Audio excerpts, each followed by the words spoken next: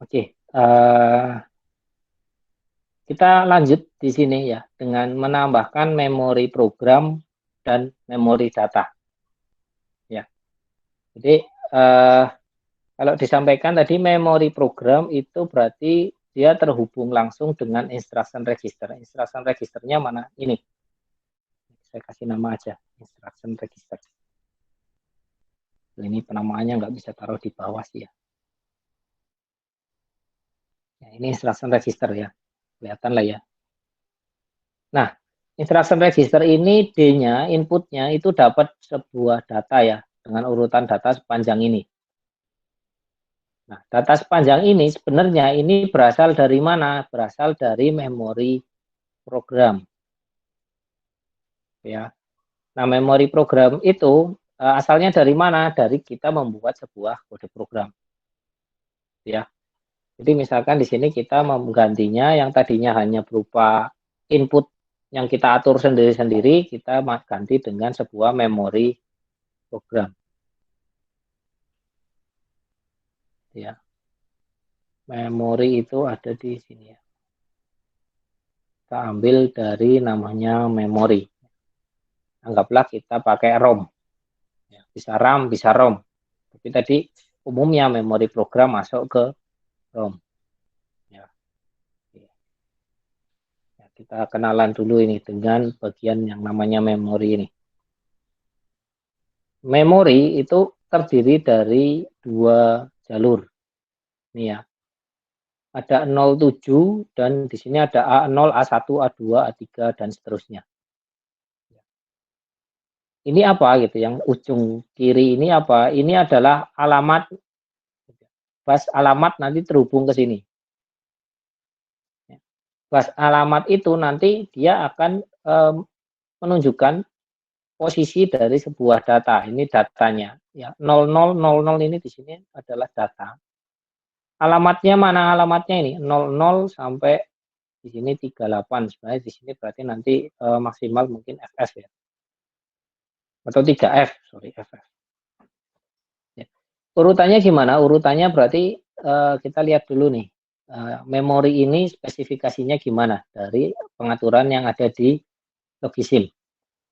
Di sini ada namanya address bit width, address bit width, ya. Nah, jadi lebar jalur alamat, ya. Ini ada 8 bit dari 0 sampai 7. Berarti nanti harusnya maksimumnya berarti benar ya 00 sampai FF harusnya. Ya. Jadi 00 sampai FF karena 8 bit itu kan dari 00 sampai FF ya. Kemudian di sini ada data bit width 8. Data bit itu mana? Ini bagian yang ada di dalam ini, yang dipasang-pasang ini nih. Ini 0000 ini berarti datanya. Datanya itu di sini 8 bit. Kemudian yang 8 bit atas ini berarti ukuran alamatnya, seberapa banyak dia bisa nyimpan. Ya, kayak misalkan dalam satu perumahan gitu ya. Satu perumahan itu punya berapa rumah, itu berarti address busnya. Ya. Di dalam satu rumah itu satu keluarga ada berapa orang, itu ada di bagian data bitnya ini. Ya. Nah, yang diakses adalah keluarganya, bukan rumahnya. Ya. Yang diolah itu nanti keluarganya yang ada di dalam ini. Tetapi kalau saya mau menentukan keluarga yang mana, itu dari alamatnya. Gitu ya. Gambarannya seperti itu. Jadi alamatnya untuk menentukan data mana yang mau dikeluarkan. Nah, data ini yang kemudian nanti diproses oleh instruction register. Ya. Karena di sini ROM, maka dia tidak ada pilihan untuk mengisi, ada dua jalur di sini, ada jalur masuk, jalur keluar, nggak ada. Karena ROM dia hanya punya jalur keluar aja. Tapi kalau masuk, dia hanya, kalau RAM dia punya jalur masuk dan jalur keluar. Kita lihat RAM ya. Ini RAM. Ya, dia punya jalur masuk, jalur keluar. Taunya dari mana ini? Dari tanda panah. Jalur masuk, jalur keluar ini kebetulan jalur masuk, jalur keluarnya jadi satu ya. tapi kalau pakai counter, kalau nggak salah, counter itu dia dipisah jalurnya. Ini counter. Ya, counter. Ini jalur masuk, ini jalur keluar. Ya, saya hapus dulu aja. Nanti kita pakai untuk program counter. Nah, kalau RAM itu punya apa namanya option, punya pilihan itu write enable. Jadi dia bisa dipakai untuk menuliskan program di sini.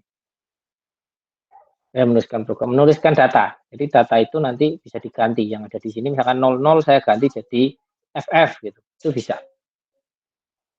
Ya, kemudian di sini ada output enable. Output enable itu berarti dia mengeluarkan data. Kita bisa mengatur itu datanya masuk atau data keluar. Ya. Sama dia punya jalur bus, address bus ya. Di sini juga punya. Ini ya punya data bus. Di sini juga punya data bus. Gitu ya. Jadi secara susunan sebenarnya hampir sama. Hanya bedanya kalau RAM ada akses untuk menulis dan menyimpan program. Kalau ROM dia nggak punya. Sementara kita fokus ke ROM dulu. Karena kita mau coba nyimpen data, mencoba menghubungkan ke instruction register. Ya. Nah, tadi di instruction register itu terhubung langsung dengan yang namanya memori program ya. Saya kasih nama aja, memori program. Ini nggak boleh pakai spasi. Ya. Memori program. Nah, memori program ini langsung kita hubungkan dengan IR. Ini ada perbedaan ukuran ya. Kalau di instruction register ini harusnya 12 bit ya, berarti datanya ya, yang kita rubah datanya ya. Karena ini jalur data. Datanya kita sesuaikan juga 12 bit. Nah, cara bacanya gimana nih gitu ya. Kalau data itu di sini kenapa kok 06 gitu ya. Berarti ini adalah satu alamat nih, 03 ini satu alamat, satu. Ini 000. Ini satu lagi, ini 001, 01. Alamat 0, ini alamat 00. Ini alamat 01, 02, 03, 04, 05. 05 lanjut di bawah 06, 07, 08, 09, 0A, 0B. Ya, karena di sini hexa pakainya. 0C, 0D, 0E, 0F, 10, 11, di sini 12 ya gitu. Cara bacanya seperti itu. Jadi 3 bit data ini, bukan 3 bit ini ya, 3 bilangan hexa ini itu satu alamat. Ya. 000 ini berarti 000. Jadi seterusnya seperti itu nanti. Ya. Ini terkait cara membaca yang ada di tabel memori program. Memori lah ya, tidak hanya memori program. RAM juga nanti sama. Nah, kemudian di sini ada yang namanya alamat ya. Ya, sementara kita hubungkan dulu dengan PIN aja dulu. PIN ini bentuknya input ya, karena kita menentukan alamat. Nah, alamatnya ini 8 bit ya. Jadi kita sesuaikan aja di sini 8 bit.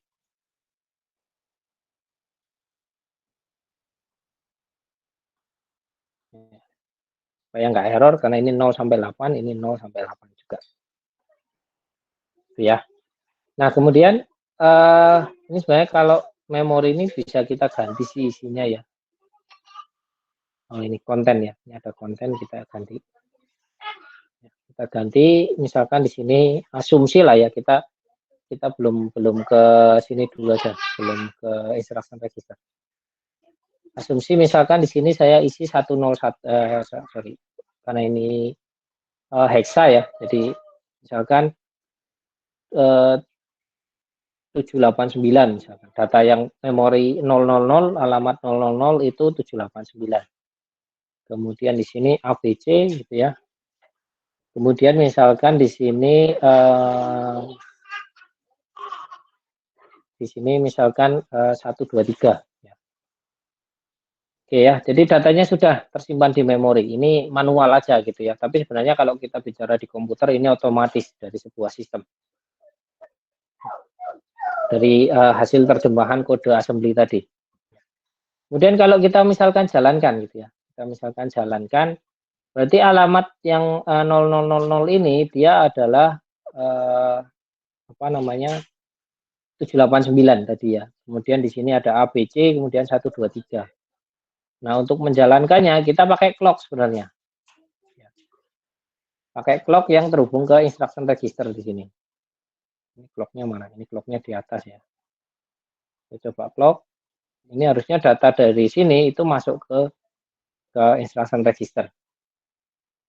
Cuma kok hasilnya ini di sini 000 ini. Harusnya dia punya isi data. Cuma kenapa kok dia nggak mau gitu. Jadi ketika sudah terganti datanya nanti di sini terganti angkanya tadi ya sesuai yang disimpan 789, 123 dan lain sebagainya. Saya coba hubungkan ke pin dulu aja. Pin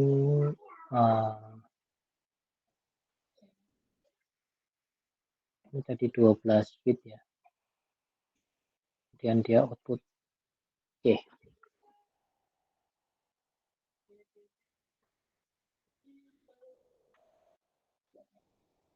Tapi yang jelas nanti prinsipnya seperti itu ya. Jadi kalau alamat ini saya jalankan, ya, maka dia akan menunjuk ke data mana yang akan dikeluarkan oleh D di sini. Jadi misalkan saya alamatnya adalah 00001, maka dia akan menunjuk ke data yang ke 001. Maka data ini yang akan masuk ke instruction register. Yang selanjutnya nanti akan dipecah-pecah di sini. Pecah-pecah kemudian akan dikirim ke register unit ataupun ALU. Ya. Kemudian kalau ini sudah nanti dia akan jalan lagi 01, 10 gitu ya, kemudian 11, kemudian 100 dan seterusnya. Jadi data ini akan terus bergeser. Apakah harus urut? Nggak urut nggak apa-apa gitu. Kalau misalkan di sini 1, saya terus kemudian pindah ke 1. Karena ROM itu bukan sebuah memori yang diaksesnya harus secara urut. Jadi dia pun sebenarnya modelnya adalah random access gitu ya. Jadi nggak harus diurut sesuai dengan 001, 00, 001, 010, 011 dan seterusnya. Nggak harus sesuai dengan urutan. Ya. Oke. Nah, biasanya di mikroprosesor gitu ya. Di mikroprosesor itu untuk menentukan urutan memori data yang mau diakses dari alamat ini itu dihubungkan dengan yang namanya program counter. Jadi ini program counter nih. Kita ambil yang namanya counter.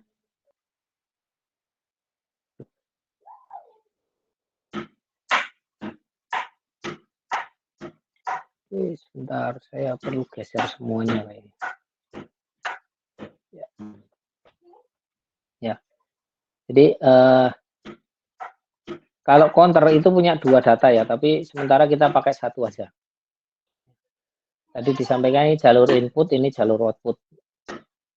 Kita hubungkan dengan jalur outputnya aja. Gitu ya. Jadi address bus di sini sementara kita 8 bit dulu aja. Semakin banyak bitnya, semakin banyak memori yang bisa disimpan di sini. Gitu ya. Menghitungnya dari mana? Dari berapa bit di sini kalikan dengan jumlah lebar bitnya. Ini ada nih, ROM 256 kali 12. Itu berarti maksudnya adalah ROM ini punya alamat memori sebanyak 256 mulai dari 00 sampai FF. Gitu ya. Di mana setiap memori, setiap alamat itu menyimpan 12 bit. Ukuran memorinya kalikan aja ini. Ya, jadi kalau di sini jadi 16 bit, ya 16 bit berarti nanti efeknya adalah ke memori programnya lebih banyak yang disimpan. Kenapa? Karena alamatnya lebih banyak. Ya. Alamatnya lebih banyak. Jadi untuk menentukan seberapa banyak memori yang bisa data yang bisa disimpan dari bus alamat. Ya, kalau bus data hanya menunjukkan lebarnya aja. Oke, kemudian dari sini nanti ya dari sini nanti terhubung di bagian ini terhubung dengan clock aja sebenarnya. Ini terhubung dengan clock. Mungkin saya hubungkan aja langsung ke clock ya. Nah, seperti ini. Jadi nanti kalau kita lihat di rangkaian, clocknya saya tarik ke sini aja ya supaya lebih kelihatan.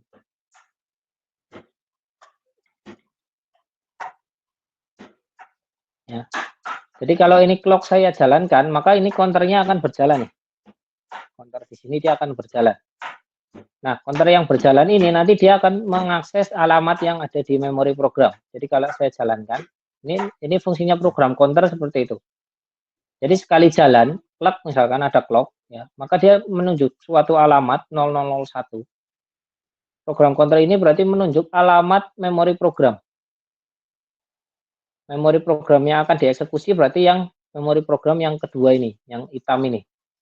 Hitam ini yang kemudian nanti dikirimkan ke instruction register gitu ya di sini. Yang selanjutnya dikodekan dan dikirimkan ke register unit dan ALU. Kemudian di clock lagi, counternya akan naik ya, naik 1, counter naik. Ya, 01, jadi alamat yang kedua. Jadi data yang ada di memori program alamat kedua ini sekarang pindah ke instruction register. Begitu seterusnya. Ya. Jadi prinsipnya seperti ini. Prinsipnya adalah memori program, data memori program yang mana yang akan dijalankan atau yang akan dieksekusi itu tergantung dari memori program counter yang ada di microprosesor. Ya. Jadi kalau dia masih jalan terus, clock-nya masih jalan ya, terus dia akan menghitung. No, terus geser terus gitu ya. Ini menunjukkan program sedang dijalankan misalkan seperti itu. Jadi dia menjalankannya seperti itu. Kode program ini akan dimasukkan ke instruction register, dikirim ke register unit dan seterusnya. Kembali lagi dan seterusnya. Gitu ya. Nah ini dikirimkannya ke instruction register. Jadi ini saya hubungkan aja nih. Cuma saya kurang tahu ya kenapa kok dia nggak mau diisi datanya gitu. Padahal sudah saya isi nih 789 ABCD 123 gitu. Ya. Jadi ini fungsinya tambahan dua lagi komponen yaitu namanya memori program dan program counter. Ya. Jadi program counter itu tidak terhubung kemana-mana di dalam mikroprosesor, tidak terhubung ke register unit, ALU atau flag register, tapi dia terhubung malah keluar dari mikroprosesor yaitu ke memori program. Ya.